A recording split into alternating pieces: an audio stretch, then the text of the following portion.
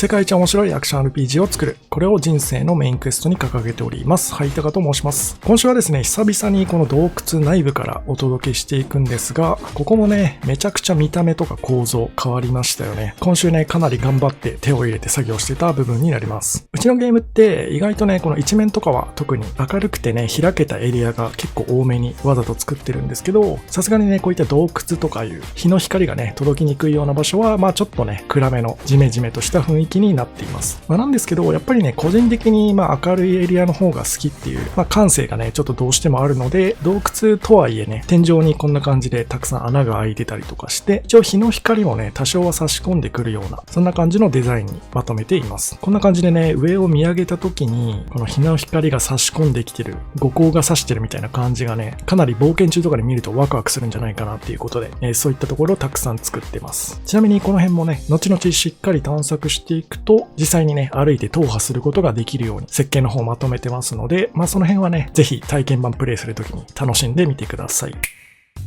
で、この洞窟エリアをね、作っている時に結構大変だったのが、ライティングですね。いわゆる嘘ライトっていうのをめちゃくちゃ大量に配置してるんですけど、こんな感じでね、画面上に豆電球のマークが表示されてると思うんですけど、この豆電球のところにポイントライトっていうね、いわゆる光源を配置してます。豆電球の大きさが、その光源の強さだったり、明るさの影響範囲を示していて、で、一部ね、こういう水色の光源とかも配置してるんですけど、そういったものはね、豆電球の色が水色に変わってて、視覚的にね、作業がしやすいようにアンリアルエンジン上で表示されてます。そうなんですよね。実はこれ太陽光だけ、一つの光源だけで洞窟みたいなところをね、照らそうとするとどうしても暗くなりすぎるというか、天井をね、めちゃくちゃオープンカーみたいにだだっ広く開けとくことができれば、そういったね、作り方もできるんでしょうけど、基本的にはね、どんなゲームでもこういった嘘ライトっていうものが大量にね、使われてる手法という感じになってます。で、この洞窟内にはね、いわゆる太陽光が差し込んできそうな場所に置いてる白色のライトと、それから洞窟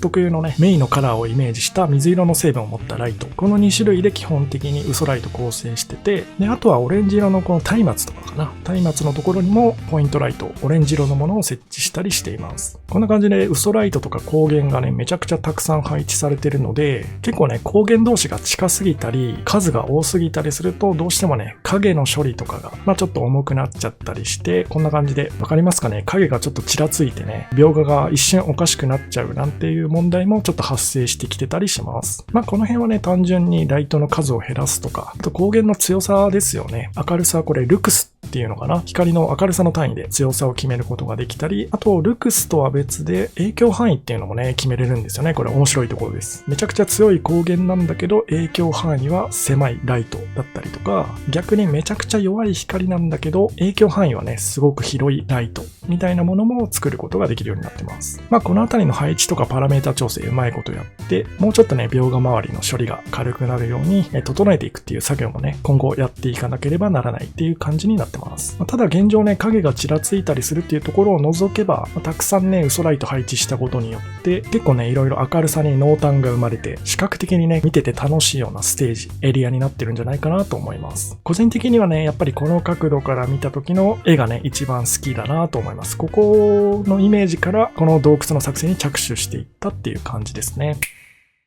あとはギミックの作成ですね。も並行して進めておりまして、現状今動くものから先に説明していくと、まずこちら、ショートカット開通型のはしごですね。いわゆるショトカとして機能するタイプのはしごということで、最初はね、こんな感じで折りたたまれてて、はしごとしてアクセスすることができない状態にあるんですが、これをね、ステージを攻略していって、はしごの上端側にね、回ることによってインタラクトできるようになりまして、こんな感じではしごを蹴り落として開通させると。で、一旦開通させるとね、もうロード挟んでもずっとこの状態で、以降ははしごとしてね、上り下りすることができるようになるギミックという感じです。このギミック、込み込みでね、ステージデザインしてるところもいくつかあるので、そういったところにね、配置していきたいと思います。で、続いてなんですが、こっちはね、まだ動きの部分が出来上がってないんで、イメージ配置って感じなんですけど、いわゆる普通のドアですね。普通のドドア。もう今までこのゲームってドアって言ったらね、サスケの第2ステージにあるような押し上げて開くタイプの鉄格子。しかも通った後また勝手に閉じちゃうっていうね、サスケ第2ステージ式のドアしかなかったんで、ちょっと色々ね、不都合な場合とかも多かったんですが、現在ですね、3種類のドアを作成中です。どれも全て普通の、いわゆる内開きとか外開きっていうタイプ。で、1種類目が鍵付きのドアですね。これはアイテムとして特定の鍵を拾ってこないと開くことができないタイプ。開けない場合はね、こんな感じでドアが開かないことを示すモーションが出たりね、UI メッセージとして、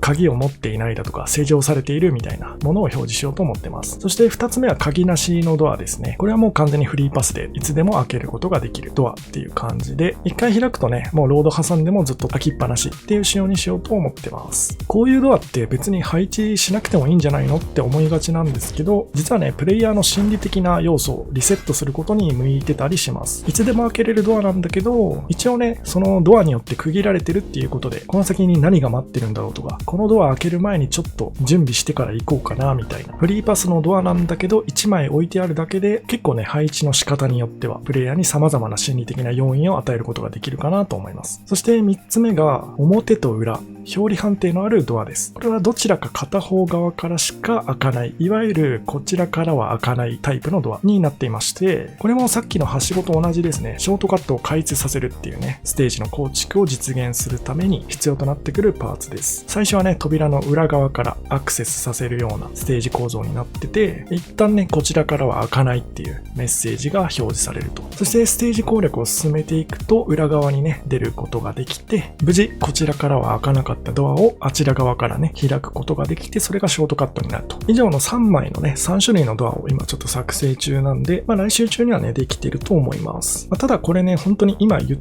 説明したような内容がそのまま出来上がってくるはずなので、来週の動画ではおそらく多分さらっと触れる程度か、何も触れられずにね、後ろで流してる映像の中で、そのドアを開けてるシーンとかが流れるぐらいになってるかもしれません。その時はね、これ先週の動画で見たやつだってね、心の中でね、楽しんでみてください。というわけで、今回はこの辺で終わりたいと思います。お疲れ様でした。